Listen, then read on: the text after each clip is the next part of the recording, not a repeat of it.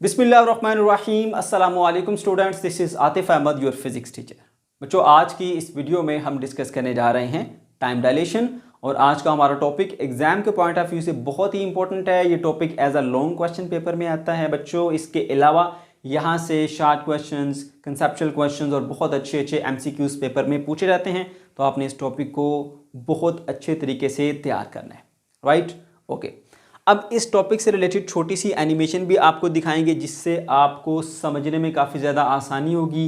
इसके अलावा बच्चों, इस टॉपिक की सबसे ईजीएस्ट डेरिवेशन आपको बताएंगे ताकि डेरिवेशन प्रिपेयर करने में भी आपको किसी किस्म का कोई प्रॉब्लम फेस ना करना पड़े। ओके, लेकिन ये जो डेरिवेशन है वो आपकी बुक वाली डेरिवेशन से थोड़ी सी डिफरेंट है। तो कुछ बच्चे ऐसे होते हैं वो कहते हैं नहीं सर, हमने बुक वाली डेरिवेशन ही करनी है। तो बच्चों, ऐसा है कि एक बार आप इसका मुकम्मल कंसेप्ट सीख लीजिए। इसी के कंसेप्ट पर बेस करती है आपकी बुक वाली डेरिवेशन भी। तो उसका मैं स्क्रीनशॉट आपके साथ शेयर करता हूँ। चाहे तो आप ये वाली डेरिवेशन प्रिपेयर कर लीजिए, चाहे तो आप अपनी बुक वाली डेरिवेशन प्रिपेयर कर लीजिए। जो आपको अच्छी लगे वो आप प्रिपेयर करें, दोनों ठीक है। लेकिन ये वाली जो है वो थोड़ी सी शॉर्ट भी है और आसान भी है। ओके, तो चलिए आगे बढ़ते हैं बच्चों। बात करते हैं जी टाइम डायलेशन की। टाइम डायलेशन क्या होती है बच्चों? आइंस्टाइन का ये मानना है कि जो टाइम है ना वो एब्सोल्यूट क्वांटिटी नहीं है, बल्कि वो एक रिलेटिव क्वांटिटी है।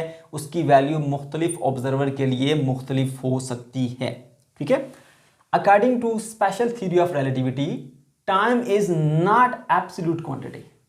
टाइम एब्सोल्यूट क्वांटिटी नहीं है।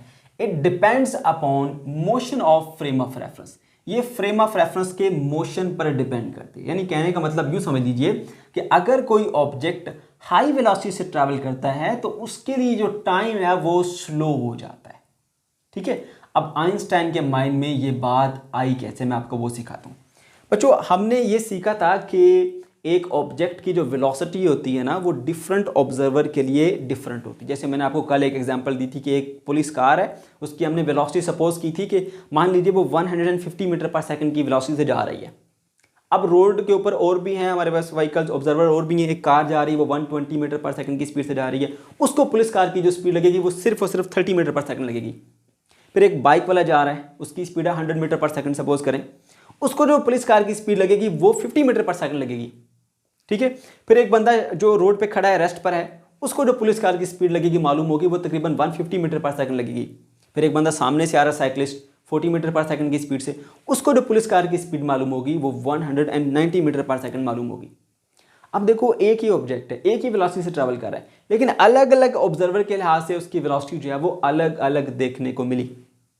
ठीक है, तो पता चला कि ये जो वेलोसिटी है ना वो हमारे पास एक रिलेटिव क्वांटिटी है। ठीक है, अच्छा, अब यही बात जब लाइट के लिए ऑब्जर्व की गई तो लाइट के अंदर कोई वेरिएशन नहीं है। यानी लाइट की जो स्पीड है ना उसमें कोई वेरिएशन नहीं है। तमाम ऑब्जर्वर के लिए स्पीड ऑफ लाइट सेम थी। चाहे कोई ऑब्जर्वर जो है वो स्पीड ऑफ लाइट की डायरेक्शन में ट्रैवल कर रहा है या लाइट की डायरेक्शन में ट्रैवल कर रहा है, कोई चाहे उसके ऑपोजिट में ट्रैवल कर रहा है, चाहे कोई रेस्ट भी खड़ा है, सब के लिए जो स्पीड ऑफ लाइट थी वो सेम थी। ठीक है, ऐसा क्यों हुआ ये एक्सप्लेन किया फिर आइंस्टाइन ने। ठीक है, आइंस्टाइन ने बताया कि जो स्पीड ऑफ लाइट है वो एक यूनिवर्सल कांस्टेंट है। उसकी जो स्पेशल थ्योरी ऑफ रिलेटिविटी का सेकंड पोस्टुलेट है वो यही है कि जो स्पीड ऑफ लाइट है वो एक यूनिवर्सल कांस्टेंट है, वो चेंज नहीं होती। ठीक है, अच्छा, अब उसके मुताबिक देखा जाए तो हमने एक फार्मूला पढ़ रखा था, s is equals to v into t. ठीक है, s is equal to we t, right? अच्छा, अब इस कंसेप्ट को आपने इस्तेमाल करना है। ठीक है, v किसके इक्वल हुआ? v को हम c से डिनोट करेंगे क्योंकि स्पीड ऑफ लाइट है, वो इक्वल हो गया हमारे पास s डिवाइडेड बाय t के। अब आइंस्टाइन ने इसको स्पेस से डिनोट किया, ये डिस्प्लेसमेंट है, और इसको टाइम से डिनोट किया। ठीक है, अब देखिए ये जो स्पीड ऑफ लाइट c है ना, ये इस s और t के दरम्यान में एक रेशो है। ठीक है, और अगर यहाँ पे डिस्प्लेसमेंट ने किसी तरह से इंक्रीज आता है तो टाइम में भी लाजमी से इंक्रीज आएगा, तभी इन दोनों के दरमियान जो रेशियो है वो सेम रहेगी, वो चेंज नहीं होगी। ऐसा है ना? ठीक है, तो स्पीड ऑफ लाइट आपके पास सेम रहेगी। अगर डिस्प्लेसमेंट में कमी आई, इसके अंदर कमी आई, तो फिर टाइम में भी कमी आएगी। ठीक है, तभी एस और टी के दरमियान में जो रेशियो है वो सेम रहेगी। अब क्योंकि जो स्पीड ऑफ लाइट है वो तमाम ऑब्जर्वर के लिए सेम रहती है, उसमें कोई चेंजिंग नहीं आती, इसका मतलब है कि फिर ये जो दोनों चीज़ें ये इनमें वेरिएशन आती है, इनमें चेंजिंग आती है। यहाँ से पता चला कि भाई ये जो टाइम है ना, टाइम, इस टाइम के अंदर भी चेंज आ सकता है, ये कोई फिक्स नहीं होती, ये कोई एब्सोल्यूट क्वांटिटी नहीं है। यहाँ से इसके माइंड में वो आइडिया आया। ठीक है बच्चों, अब हम दो टर्म यहाँ पे सीख लेते हैं। वो दो टर्म कौन सी हैं? वो एक है जी प्रॉपर टाइम और एक आ जाता है हमारे पास रिलेटिविस्टिक टाइम। प्रॉपर टाइम क्या होता है जरा ध्यान से सीखिएगा, बहुत ईजी और सिंपल सा कॉन्सेप्ट है बच्चों। अगर कोई observer inertial frame of reference में मौजूद है और वो रेस्ट पर है, अगर कोई observer inertial frame of reference में मौजूद है और वो रेस्ट पर है, वो दो इवेंट्स के दरम्यान में जो टाइम कैलकुलेट करेगा उस टाइम को हम बोलेंगे वो प्रॉपर टाइम है। ठीक है, अब यहां से जरा इसकी स्टेटमेंट भी देख लीजिए। If an observer is stationary, अगर एक ऑब्जर्वर स्टेशनरी है in an inertial frame of reference, inertial frame of reference में, ठीक है, he measures the time interval T naught between the two events, वो दो इवेंट्स के दरम्यान में एक टाइम मेजर करता है टी नॉट, ठीक है, in his frame of reference, अपने ही फ्रेम ऑफ रेफरेंस के अंदर। This is known as proper time, इसको हम प्रॉपर टाइम कहते हैं। ठीक है, जरा देखिए यहां पर ये हमारे पास एक शिप है जो कि मूव कर रही है विद यूनिफॉर्म वेलोसिटी। वो वेलोसिटी कितनी? v वेलोसिटी, ठीक है, ये इसका फ्रेम ऑफ रेफरेंस है। तो ये बन गया हमारे पास इनर्शियल फ्रेम ऑफ रेफरेंस, ठीक है, और ये बंदा इनर्शियल फ्रेम ऑफ रेफरेंस में एट रेस्ट मौजूद है।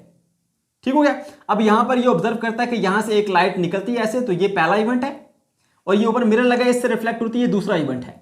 ये पहला इवेंट और ये दूसरा इवेंट, इन दो इवेंट्स के दरम्यान में ये ऑब्जर्वर जो है वो जो टाइम है कैलकुलेट करता है, उस टाइम को हम क्या बोलते हैं? Proper time. उसको टी नॉट से डिनोट किया जाता है। ये हमारे पास वो टी नॉट टाइम है। ठीक है बच्चों, ओके। उसके बाद फिर सेकंड जो पॉइंट आता है हमारे पास वो आता है जी रिलेटिविस्टिक टाइम। तो ये रिलेटिविस्टिक टाइम जो है वो क्या होता है? अब जरा ध्यान से सुनिएगा बच्चों, अगर ऑब्जर्वर और ये जो इवेंट्स वाला फ्रेम ऑफ रेफरेंस है इसके दरमियान में कोई रिलेटिव मोशन पाई जाए, फिर से सुनो, ये एक फ्रेम ऑफ रेफरेंस है जिसके अंदर इवेंट्स हो रहे हैं, ठीक है, यहाँ से लाइट निकल रही है, यहाँ पे जो है वो आके रिफ्लेक्ट हो रही है, दो इवेंट्स हो रहे हैं, ठीक है, तो इसको हम बोल लेते हैं जी ये इवेंट्स वाला फ्रेम ऑफ रेफरेंस है, ठीक है, या फ्रेम ऑफ इवेंट्स कह लें, और ये ऑब्जर्वर है। अगर ऑब्जर्वर और फ्रेम ऑफ इवेंट्स के दरमियान में एक रिलेटिव वेलोसिटी पाई जाए, क्या मतलब हुआ इस बात का? मतलब या तो ऑब्जर्वर इसके रिस्पेक्ट से मूव कर रहा हो, ये रेस्ट पर हो, ऑब्जर्वर मूव कर रहा है, या फिर ये रेस्ट पे है और ये जो फ्रेम ऑफ इवेंट्स है वो मूव कर रहा है, यानी इनके दरमियान में एक रिलेटिव मोशन पाई जा रही है। तो उस वक्त ये ऑब्जर्वर जो दो इवेंट्स के दरमियान में टाइम को कैलकुलेट करेगा वो टाइम हमारा कहलाता है रिलेटिविस्टिक टाइम, और उसकी वैल्यू जो है इस टाइम से ज्यादा आती है, उसको हम रिलेटिविस्टिक टाइम कहते हैं। अब जरा देखिए इसको हम कैसे लिखेंगे पेपर में। If an observer is in relative motion with respect to frame of events, frame of event के लिहाज से वो रिलेटिव मोशन में है, the time measured by the observer will be longer and this is known as relativistic time t. ठीक है, तो अब जो टाइम होगा वो टी नॉट के इक्वल नहीं होगा बल्कि उससे थोड़ा ज्यादा होगा, और इस टाइम को हम रिलेटिविस्टिक टाइम कहते हैं, उसको हम टी से डिनोट करेंगे। ठीक है, अब यहां पर मैंने एक छोटी सी स्टेटमेंट लिखी है, ये याद रखिएगा, ऑब्जेक्टिव में आपसे अक्सर पूछी जा सकती है। अब मूविंग क्लॉक रन स्लो, जो एक मूविंग क्लॉक होता है वो स्लोली रन करता है than a clock at rest. ठीक है, एक क्लॉक रेस्ट पर है और एक क्लॉक मूव कर रहा है। जैसे मैंने ऊपर आपको सिखाया था कि जो ऑब्जेक्ट हाई वेलोसिटी से मूव करता है उसके लिए टाइम क्या हो जाता है? स्लो हो जाता है। तो जो मूविंग क्लॉक है वो स्लो होता है और जो क्लॉक रेस्ट पर होता है वो क्लॉक फास्ट होता है कंपैरेटिवली। ठीक है बच्चों, ओके। अब मैं आपको यहाँ पे थोड़ा सा कंसेप्ट देता हूं कि क्या वाकई टाइम में कोई चेंजिंग आती है दो ऑब्जर्वर के लिए या नहीं आती। ठीक है, उसके बाद फिर डिटेल से इसके बारे में बात करेंगे। देखो बच्चों, हमारे पास ये है एक केस नंबर 1। ठीक है, इसमें हमारे पास एक स्पेसशिप है वो मूव कर रही है विद यूनिफॉर्म वेलोसिटी v। ठीक हो गया, इसके अंदर ही एक ऑब्जर्वर बैठा हुआ है ए, और ये ऑब्जर्वर रेस्ट पर है इसके रिस्पेक्ट से। ठीक है, अच्छा, अब जब यहां से लाइट निकलेगी ऐसे तो ऊपर की तरफ जाएगी। ये ऑब्जर्वर इस लाइट की मोशन को ऑब्जर्व करे कि लाइट यहां से सीधा ऊपर जा रही सीधा इस पॉइंट तक आती है ऐसे। ठीक है, तो ये सीधा ऊपर जाएगी क्योंकि ऑब्जर्वर इसके रिस्पेक्ट से रेस्ट में है, तो इसको इसकी जो मोशन दिखेगी वो कुछ इस तरह से दिखेगी कि लाइट यहां से निकल रही है, जैसे यहां से निकली और इसने ये इसका इवेंट 1 था, E1 कह लें उसको आप, और फिर ये ऊपर जाती गई सीधा ऊपर जाती और यहाँ पर इस मिरर से रिफ्लेक्ट होती, तो साथ इवेंट 2 भी हो गया। इसने इन दो इवेंट्स के दरम्यान में टाइम कैलकुलेट कर लिया। अब जो इसकी मोशन इस ऑब्जर्वर को दिखेगी वो मोशन इस तरह से दिखेगी। इसका फ्रेम ऑफ रेफरेंस मैंने यहाँ पर बनाया, ये देखिए, ये आ गया हमारे पास मिरर और ये आ गया वो सोर्स जहां से वो लाइट ऐसे निकलेगी। ठीक है, इवेंट 1 क्या है? इस तरफ से लाइट का निकलना, और इवेंट 2 क्या है? मिरर से लाइट का रिफ्लेक्ट होना। अब आपकी बुक में थोड़ा सा डिफरेंट है, उन्होंने कैसे बनाया, उन्होंने ये किया कि यहाँ से लाइट निकली है, फिर एक मिरर से टकराई है, टकराने के बाद वापस उसके पास आई है, उसको उसने दूसरा इवेंट बोला है। यानी एक इवेंट यहाँ से लाइट का निकलना, दूसरा इवेंट यहाँ से लाइट का एब्जॉर्ब होना। तो जरूरी तो नहीं है इवेंट तो कोई से भी हो सकते हैं। हम एक इवेंट ये ले रहे हैं जहां से लाइट निकल रही है और दूसरा इवेंट वो ले रहे हैं जहां से लाइट जो है रिफ्लेक्ट हो रही है। हम ये 2 इवेंट्स ले रहे हैं, तो कोई से भी 2 इवेंट ले सकते हैं ना, जरूरी तो नहीं कि आपने वही 2 इवेंट लेने जो बुक वाले ने लिए हैं। ऐसे अगर 2 इवेंट्स लेते हैं तो आपकी डेरिवेशन बहुत शार्ट और सिंपल हो जाएगी। ठीक है बच्चों, ओके। तो आप एक चीज नोट कीजिए कि इस वक्त जो लाइट की मोशन इस ऑब्जर्वर को दिखेगी वो बिल्कुल ऐसे स्ट्रेट दिखेगी, यूं गई, ठीक है, यहां से निकली यहां तक पहुंच गई, रिफ्लेक्ट होगी, तो ये मोशन ऑब्जर्वर को दिखेगी। ठीक है बच्चों, ओके। अच्छा जी, अब इस सिचुएशन में जो टाइम है वो क्योंकि हमारा जो है वो कहलाता है प्रॉपर टाइम, उसको टी नॉट से डिनोट करते हैं, और इन 2 प्लेट्स के दरम्यान में जो डिस्टेंस है उसको हम एच से डिनोट कर लेते हैं, और वो फासला क्या आ गया हमारे पास एच।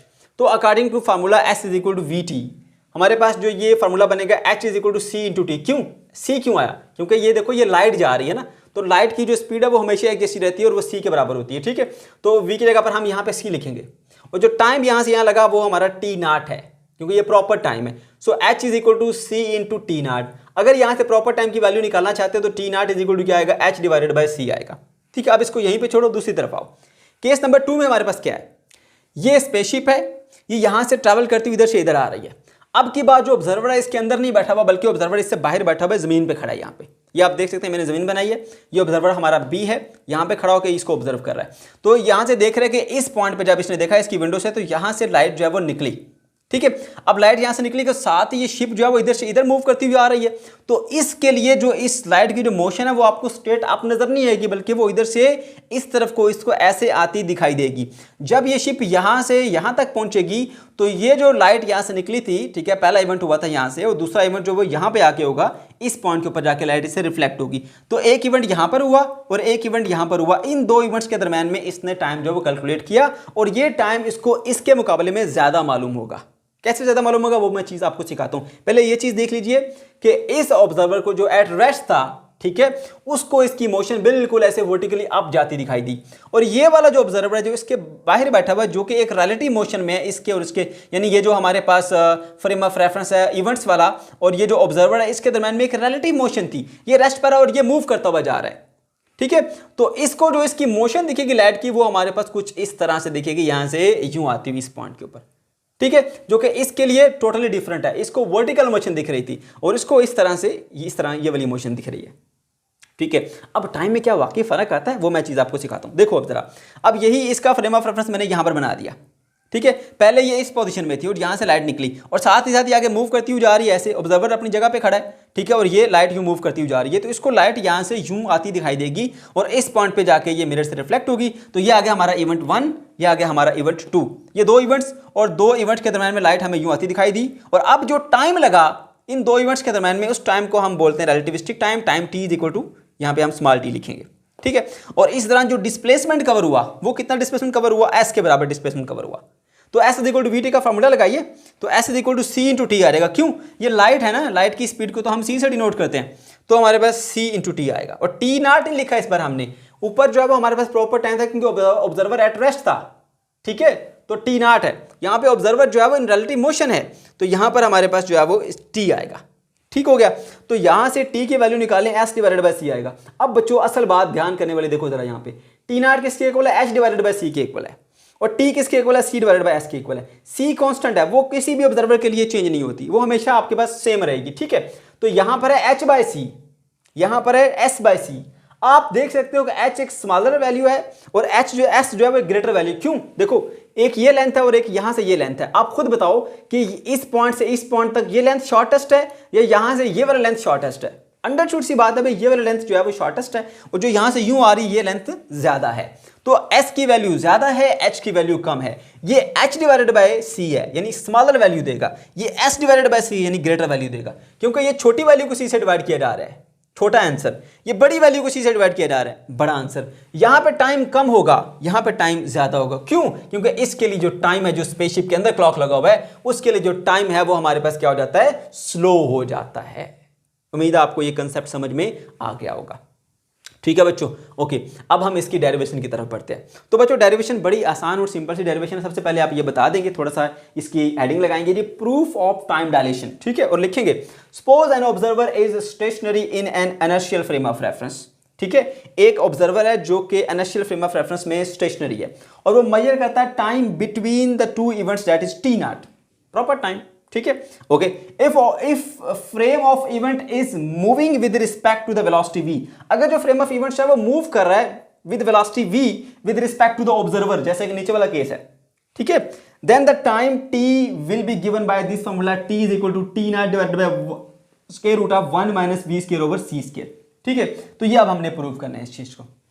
उसके लिए हम क्या कंसीडर करते हैं, लेट द टू इवेंट्स, दो इवेंट्स हम कंसीडर कर रहे हैं। याद रहे बुक वाले दो इवेंट्स कौन से कंसीडर किए थे, उसने बोला था एक इवेंट ये यहां से लाइट का निकलना, फिर मिरर से रिफ्लेक्ट होना, फिर वापस इसके अंदर आके अब्जॉर्ब होना। दूसरा इवेंट यहां पर, पहला इवेंट यहां पर, दूसरा इवेंट जब वापस इसी में आके अब्जॉर्ब होती है तो दूसरा इवेंट उसने वो लिया था। लेकिन हम अपनी मर्जी से इवेंट ले सकते हैं, कोई दिक्कत नहीं है। हम इवेंट ले रहे हैं, पहला लाइट का यहां से निकलना, दूसरा इवेंट ले रहे हैं यहां से लाइट का रिफ्लेक्ट होना, ठीक है। इससे हमें आसानी मिलती है, डेरिवेशन इजी हो जाती है, ठीक है। तो दूसरा इवेंट हम लाइट का रिफ्लेक्शन ले रहे हैं, ये दो इवेंट्स हैं, ठीक है। तो लिखेंगे let the two events E1 and E2, E1 is the emission of light from the source and E2 is the reflection of from the mirror. तो E1 जो है वो यहां से सोर्स से लाइट का निकलना, इवेंट 1, और इवेंट 2 कौन सा है, यहां पे आके जो लाइट का वापस रिफ्लेक्ट होना, ये दूसरा हमारा इवेंट नंबर 2 है। इन दो इवेंट्स के दरम्यान हमने टाइम्स को कैलकुलेट किया, ठीक है बच्चों। बस इतनी सी स्टेटमेंट लिखनी और डेरिवेशन आपकी फिर आसान हो जाएगी। जरा अब जरा देखो, बात ध्यान से सुनना। ये देखो, ये वाला जो ऑब्जर्वर है, ये वाला ऑब्जर्वर, ये दो चीजें ऑब्जर्व कर रहा है, ठीक है। यहां से शिप इधर से यूं जा रही है, ये इसने टाइम नोट किया ये, और उसी टाइम के अंदर ये लाइट जो है वो यहां से यूं जा रही है इस पॉइंट के ऊपर। तो इस ऑब्जर्वर ने ये दो चीजें देखी, एक ये वाली मोशन देखी स्पेसशिप की, और एक ये वाली मोशन देखी लाइट की। किस टाइम के अंदर, टी टाइम के अंदर। इसका टाइम कौन सा, टी। इस ऑब्जर्वर ने सिर्फ और सिर्फ वर्टिकल मोशन देखी, किस टाइम के अंदर, टी नॉट टाइम के अंदर। हमें तो वर्टिकल नजर नहीं आएगी ना, इसको वर्टिकल नजर आएगी जो कि इसके अंदर रेस्ट पर है, ठीक है, टी नॉट। अच्छा जी, तो अब इसके मुताबिक हमने डिस्टेंस निकाल लें। ये वाला जो यहां से यहां तक डिस्टेंस ट्रैवल किया वो कितना है, s is equal to we t होता है ना। तो जरा उसको देखो, डिस्टेंस c इंटू टी के बराबर होगा। क्यों, ये लाइट है ना, उसकी वेलोसिटी कितनी होगी, c। स्पीड ऑफ लाइट तो चेंज नहीं होती, हर ऑब्जर्वर के लिए सेम रहेगी। और टाइम कौन सा इस्तेमाल होगा, इस ऑब्जर्वर वाला टाइम, t। तो c इंटू टी, ये लेंथ कितनी है, s is equal to we T के फार्मूले से हमने निकाली है c इंटू टी। अब c क्यों आया, क्योंकि ये लाइट वाला केस है, ठीक है। अच्छा, ठीक हो गया। अब ये वर्टिकल मोशन, ये देखो, ये किसको दिखी थी वर्टिकल, इस वाले ऑब्जर्वर को, जिसका टाइम क्या था, टी नॉट था, है ना। तो इसका जो यहां से यहां तक डिस्टेंस निकालना, वो कितना डिस्टेंस था, वो था हमारे पास distance is equal to C into T. वही S is equal to we T के फॉर्मूले से, सी इंटू टी। सी तो स्पीड ऑफ लाइट है, वो तो चेंज नहीं हो सकती, ठीक है। और टी नॉट इसका जो प्रॉपर टाइम है वो हमने यहां से मल्टीप्लाई कर दिया। ये भी लाइट वाला केस है इसलिए सी आया, ये भी लाइट वाला केस है सी आया, क्योंकि एक ऑब्जर्वर को लाइट यूं जाती दिखी, दूसरे ऑब्जर्वर को लाइट यूं जाती दिखी, ठीक है। तो इधर भी लाइट है, इधर भी लाइट, तो लाइट के लिए जो स्पीड होती है वो सी यूज करते हैं, ठीक है, ओके। उसके बाद जो ये वाली मोशन है, ये इस शिप की मोशन है जो यहां से यू मूव कर रही है, और शिप की वेलोसिटी को हमने शो किया है, वी वेलोसिटी से शिप जो है वो मूव कर रही है, ठीक है। अगर शिप वी वेलोसिटी से मूव कर रही है तो इसका डिस्प्लेसमेंट क्या होगा, वी इंटू टी। टाइम कौन सा होगा, टाइम देखो, इसकी जो ये वाली वेलोसिटी है वो कौन ऑब्जर्व कर सकता है, ये तो नहीं ऑब्जर्व कर सकता, ये तो इसके अंदर बैठा हुआ है। ऑब्जर्व तो ये करेगा जो बाहर बैठा हुआ है ना। तो ये वाला बंदा ऑब्जर्व करेगा, और इसका टाइम को हम टी से डिनोट करते हैं, ठीक है, रिलेटिविस्टिक टाइम टी। तो ये डिस्टेंस होगा v इंटू टी। उम्मीद है आपको ये तीन चीजें समझ में आ गई होंगी, ठीक हो गया भाई। ये 3 पॉइंट अगर आपको समझ में आ गए, इन्हीं से आपने बना लेनी एक ट्राइंगल। इसको उठा के यहाँ शिफ्ट कर दो ऐसे, तो ये एक ट्राइंगल बन जाएगी। अब यहाँ से यहाँ जाने वाला डिस्टेंस जो है वो ये वाला सी टी लिख दिया यहाँ पे। वर्टिकल डिस्टेंस कौन सा है, सी इंटू टी नॉट, ये लिख दिया यहाँ पे। हॉरिजॉन्टल ये शिप वाला डिस्टेंस जो है, स्पेसशिप वाला, वो कितना वी टी, ये आ गया। ये भी डिस्टेंस, ये भी डिस्टेंस, ये भी distance. S is equal to we T के फॉर्मूले से, s is equal to we T के फॉर्मूले से, s is equal to we T के फॉर्मूले से। अब इसके बाद अगर आपको पाइथागोरस थ्योरम आता है तो आपका प्रॉब्लम सॉल्व, ठीक है। सिर्फ और सिर्फ आपने पाइथागोरस थ्योरम लगाना है, यूजिंग पाइथागोरस थ्योरम। देखो जी, लगा दिया पाइथागोरस थ्योरम, ये आ गया हमारे पास हाइपोटेन्यूज, लगा दो यहाँ पे, ठीक है, सी टी होल स्क्वायर। एक इनमें से कोई एक बेस होगी, कोई परपेंडिकुलर होगा, वैसे तो डिपेंड करता है ये एंगल के ऊपर, लेकिन एंगल की हमें जरूरत नहीं, कोई भी बेस हो, कोई भी परपेंडिकुलर हो, लिख दो, कोई इशू नहीं है, ठीक है। तो यहाँ पर वी टी का स्क्वायर आ गया परपेंडिकुलर बेस का स्क्वायर, और ये आ गया हमारे पास परपेंडिकुलर का स्क्वायर, ये हमने लिख दिया। अब आपने इसके स्क्वायर ओपन करने, C square T square is equal to V square T square plus C square T naught का स्क्वायर। ये भी टी स्क्वायर वाला है, ये भी टी स्क्वायर वाला है, दोनों को इकट्ठा कर लो, एक तरफ ले आओ, यहां से इधर आएगा माइनस हो जाएगा, इसमें से टी स्क्वायर कॉमन ले लो, सी स्क्वायर माइनस बी स्क्वायर बन जाएगा। अब टी स्क्वायर को इधर ही रखो, ये पूरी ब्रैकेट नीचे जाके कर दो डिवाइड, ठीक है। अच्छा, ये बन गया हमारे पास। अब क्या करना है, छोटी सी आपने एक स्टेप लेनी है यहाँ पे, वो क्या करनी है, सिंप्लीफिकेशन पर्पस के लिए। इसमें सी स्क्वायर है, नीचे भी सी स्क्वायर है, तो दोनों तरफ सी स्क्वायर से ऊपर भी नीचे भी डिवाइड कर दो। तो मैंने लिखा है डिवाइडेड बाय सी स्क्वायर। तो जब इसको ऊपर वाली टर्म को सी स्क्वायर से डिवाइड करूंगा, और नीचे भी सी स्क्वायर से, नीचे भी सी स्क्वायर से डिवाइड कर दिया मैंने, ठीक है। तो ये सी स्क्वायर इस सी स्क्वायर से काटेगा, ऐसे बचेगा सिर्फ टी नॉट का स्क्वायर, और ये सी स्क्वायर से काट के बचेगा 1 बचेगा। वी स्केयर सी स्केयर नहीं कटेगा, वैसे ही बचा रहेगा आपके पास। तो ये टर्म आ गई। अब T square is equal to T naught का square divided by 1 minus we square over C square है। तो आपको टी की वैल्यू कैलकुलेट करनी है, क्या करना पड़ेगा, स्केयर रूट लेना पड़ेगा। स्केयर रूट लोगे तो ये स्केयर खत्म हो जाएगा, इसके ऊपर ये टी का स्केयर था, ये भी स्केयर रूट खत्म से खत्म हो जाएगा, इसके ऊपर स्केयर रूट बाकी रहेगा 1 minus we square over C square. ये आपका फाइनल फार्मूला आ गया, ठीक है। अच्छा, अब जरा ध्यान से सुनना बात को। ये जो square root 1 minus we square over C square की वैल्यू है ना बच्चों, ये आपके पास होती है लेस देन 1 से ये कम होती है, ठीक है। क्यों कम होती है मैं बताता हूं। देखो, ये है v वेलोसिटी और ये है c स्पीड ऑफ लाइट। अब ये v वेलोसिटी है उस शिप की। अब शिप जितने भी तेजी से भाग ले, स्पीड ऑफ लाइट से तो नहीं भाग सकता ना, इसकी वैल्यू हमेशा कम होगी इससे, ठीक है। तो अब ये ऊपर की वैल्यू होगी छोटी, क्योंकि स्पेसशिप की स्पीड इतनी नहीं जितनी की स्पीड ऑफ लाइट है, और नीचे वाली वैल्यू है बड़ी। ऊपर छोटी वैल्यू हो, नीचे बड़ी वैल्यू हो, तो आंसर जो है आपके पास लेस देन 1 आता है। अब लेस देन 1 नंबर को 1 से माइनस करेंगे, आंसर फिर भी लेस देन 1 आएगा। उसके स्क्वायर रूट लो, फिर भी आंसर लेस देन 1 आएगा। तो इस पूरी टर्म का जो आंसर होता है वो हमेशा लेस देन 1 आता है। अब जो यहाँ पे बेसिक मैथमेटिक्स का एक प्रिंसिपल यूज करेंगे, टी जो है ना, टी जो है हमारे रिलेटिविस्टिक टाइम, वो बराबर है T not divided by this number. अब टी नॉट को इस नंबर से डिवाइड करेंगे तो आपको टी मिलता है। अब ये जो नंबर जिससे डिवाइड कर रहे हो ये नंबर है लेस देन 1, और याद रखना, कैलकुलेटर से ट्राई कर लो इस चीज को, किसी भी नंबर को किसी लेस देन 1 नंबर से डिवाइड करोगे तो उसकी वैल्यू बढ़ जाती है। तो t is equal to greater than t naught हो जाएगा जब ये नंबर जो नीचे लिखा हुआ है स्क्वायर रूट में 1 minus v square over c square, इसकी वैल्यू लेस देन 1 है। तो लेस देन 1 नंबर को किसी से भी डिवाइड करेंगे तो वो उसकी वैल्यू को बढ़ा देता है। तो यहां पर ये वैल्यू बढ़ी हुई मिलेगी, तो t की वैल्यू आपको ज्यादा मिलेगी टी नॉट से। उम्मीद आपको ये कंसेप्ट समझ में आ गया होगा, ठीक है। तो यहां पे आप देख सकते हैं कि जो t की वैल्यू है वो टी नॉट से ग्रेटर है। मैंने शुरू में भी आपको ये चीज बता दी थी कि जो टी नॉट की वैल्यू है वो लेस है और t की वैल्यू जो है वो ग्रेटर है। क्यों? टी नॉट जो है वो h डिवाइडेड बाय c है, छोटी नंबर को c से डिवाइड किया है, और ये जो t है वो s डिवाइडेड बाय c है, बड़े नंबर को c से डिवाइड किया है। तो यहां पर टाइम जो आपके पास स्लो हो जाता है इसके मुकाबले में, ठीक है। ओके, आपको बात समझ में आ गई होगी। सो टी की वैल्यू जो है वो टी नॉट से ग्रेटर होगी, ठीक है। टी नॉट वो क्लॉक का टाइम है जो कि स्पेसशिप के अंदर पड़ा हुआ है, ठीक है, वो स्लो है, कम टाइम देगा। और जो टी है वो बाहर वाला क्लॉक है जो ऑब्जर्वर के पास है, ठीक है, वो आपको ज्यादा वैल्यू देगा। उम्मीद है आपको ये कंसेप्ट समझ में आ गया होगा। अब बच्चों के माइंड में एक क्वेश्चन आता है कि सर ये जो इफेक्ट है रिलेटिविस्टिक इफेक्ट, ये हमें रियल लाइफ में नजर क्यों नहीं आता? क्योंकि बच्चों हमारे पास ये इफेक्ट ऑब्जर्व करने के लिए जो ऑब्जेक्ट की वेलोसिटी होनी चाहिए वो बहुत हाई होनी चाहिए, ठीक है। ज़्यादा नहीं तो तकरीबन कोई करीब स्पीड ऑफ लाइट होनी चाहिए। चलें हाफ कर लें, स्पीड ऑफ लाइट का हाफ कर लें या उससे थोड़ी ज़्यादा कर लें, तो प्रॉपरली आप इस चीज़ को ऑब्जर्व कर पाएंगे। अगर आपकी जो वेलोसिटी है वो स्पीड ऑफ लाइट से बहुत कम होगी तो फिर जो टाइम में चेंज आता है वो भी बहुत ही कम आता है, उसको हम ऑब्जर्व नहीं कर सकते। इसलिए हम रियल लाइफ के अंदर इन चीज़ों को ऑब्जर्व नहीं करते, बट एक्चुअली ऐसा होता है, ये होती हैं चीज़ें, ठीक है। बात समझ गए? तो ये थे हमारे आज की वीडियो। अगर आपको कोई कन्फ्यूजन है, ये किसी किस्म का कोई प्रॉब्लम है तो कमेंट सेक्शन के अंदर आप ज़रूर पूछ सकते हैं। अल्लाह हाफिज़।